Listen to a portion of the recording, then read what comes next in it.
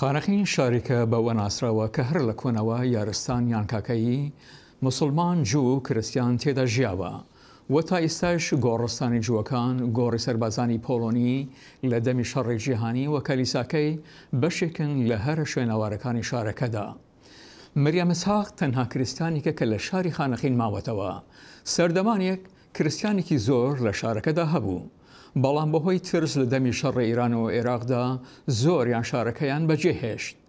کەلیسای کریستیانەکان لە گەڕەکی پاشا کوپری لە ساڵی 1950 لە سەردەمی پاپای 12 دروست کراوە. هێشتا لە شوێنی خۆی لەسەر جوگەڵە ئاوێک ماوەتەوە، بەڵام بەداخەوە پشتگوێ خراوە و چاوەڕێی دروستکردنەوەی دەکرێ نەک ڕۆخانی وەکو سینەما هەرە کۆنەکەی. مەریەم ئیسحاق تەنها مەسیحیە کە لە شاری خانەقین ماوەتەوە لە کاتێکدا تا کۆتایی ساڵانی هەشتاکانی سەدەی ڕابردوو. قەزاکە ژمارەیەکی زۆر باوەڕداری مەسیحی تێدا بوو.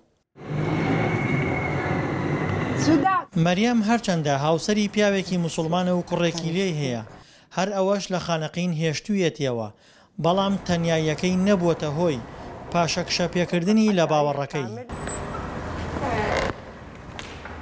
لە ساڵ شەسەگان مەسیحی بی لە خانەقین، لە سەدی سەد بخانەقین مەسیحی بی لە شەریکە بی تا ساڵ هەشتا حربەکەی عێراق و ئیران بی تقریبا 84-85 دەرچوین نەمەندن لە خانەقین، بەس خۆم تەنیا مەسیحی مندمە لە خانەقین.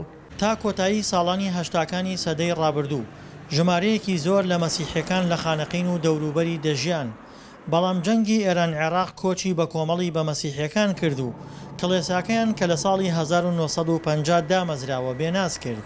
ئەوسا مەسیحیەکان لێلا و علاقات داشتمون گەردیان گشتیان چون بووە خارج، تەلیفۆنات بێن ئێمە ئێستا گشتیان مردن نەمەندن کەس، علاقاتم بڕیاس و لەیلا خۆم تەنیا مەسیحی و کەس نییە مساعدەم بکات.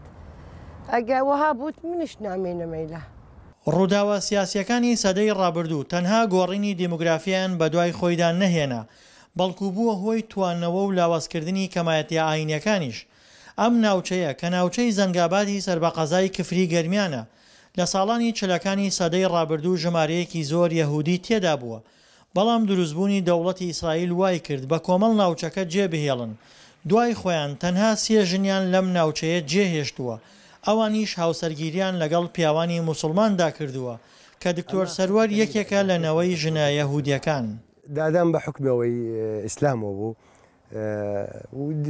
هاتە ناو ئەم دینی ئیسلامەوە، تۆزێک متەحەفظ بوو، زۆر جار تەکلیفمان لێ کرد بە یاودیانە قسەمان بۆ بکە نەیە کرد، ئەیوت ناگوناح و نازانم چێوانە. بە حکمەوەی منی زۆر خۆشەویست، من تقریبا لە دوای باوکم و مامە من کوڕە گەوری ماڵەکە بوو، شتی بۆ من باسە کرد کەم تا زۆر، باسی براکانیە کرد، باسی خوشکانیە کرد، باسی خۆیە کرد.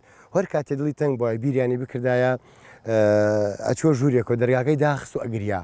من ئەو پرسیارم لێکە دادە بۆ ئەگریایوت وەڵا بۆ تەنیایەکەی خۆم، یعنی عاتفەی بوو بەرامبەریان زۆر، بەڵام دینەکە زاڵ بۆ بەسەریا. گەر سەدەی ڕابردوو سەدەی سڕینەوەی کەمایەتی ئاینیەکانی وەکو مەسیحی و یەهودی بێت لە ناوچە کێشە لەسەرەکان، ئەوە لە ئێستادا خەریکە مێژوو خۆی دووبارە دەکاتەوە، بەتایبەت لەلایەن هێزە تونڕەوەکانەوە هەوڵی دەرکردنی کوردە کاکەیەکان لە باشووری کەرکووک و سڕینەوەیان دەدرێت.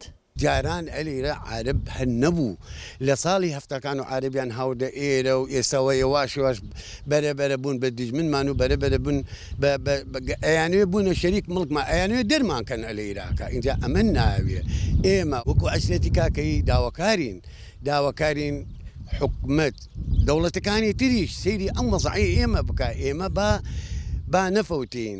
ژیان لە ناوچە پڕ لە کێشمەکێشەکانی عێراق بۆ کەمایەتی ئاینیەکان ئاسان نییە، بەو پێی چاوی گروپە مەزهەبی و تونڕەوەکانیان لەسەرە. دڵشاد ئەنوەر، دەنگی ئەمریکا، کەرکووک.